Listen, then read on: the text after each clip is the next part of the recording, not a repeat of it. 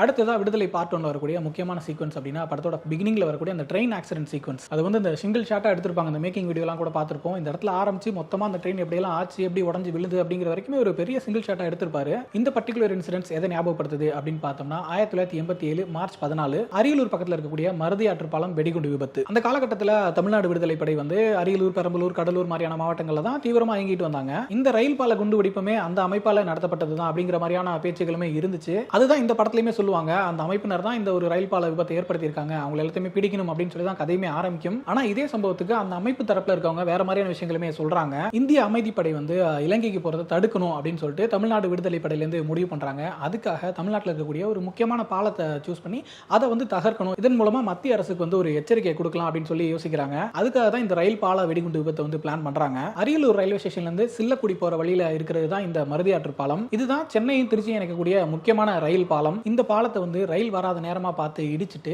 அதன் மூலமா மத்திய அரசோட கவனத்தை பெற்று இவங்களோட கோரிக்கையை முன்வைக்கலாம் அப்படிங்கிறது திட்டமா இருந்திருக்கு. ஆனா எதிர்பாராத விதமா ரயில் அந்த பாலத்துல வந்து ஆக்சிடென்ட் ஆகி அதுக்கப்புறம் தான் இந்த மாதிரி எதிர்பாராத விஷயங்கள்லாம் நடந்துருச்சு அப்படின்னு அவங்க சைடு சொல்லப்படுது. இன்னும் டீட்டெயிலா சொல்லணும்னா பாலத்தை உடைச்சிட்டு ரயில்வேக்கு தகவல் சொல்லி ட்ரெயினை நிறுத்தணும் அப்படிங்கிறதா இவங்களோட திட்டமா இருந்திருக்கு.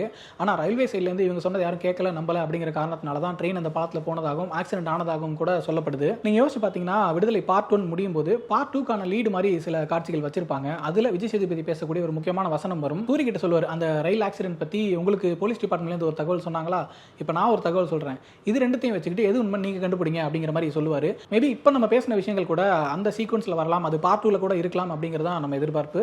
அந்த குண்டு வெடிப்பை பத்தி ஏற்கனவே உங்ககிட்ட ஒரு தகவல் இருந்துச்சு. இப்போ நான் ஒன்று சொல்லியிருக்கேன், எது உண்மைன்னு நீங்க கண்டுபிடிங்க.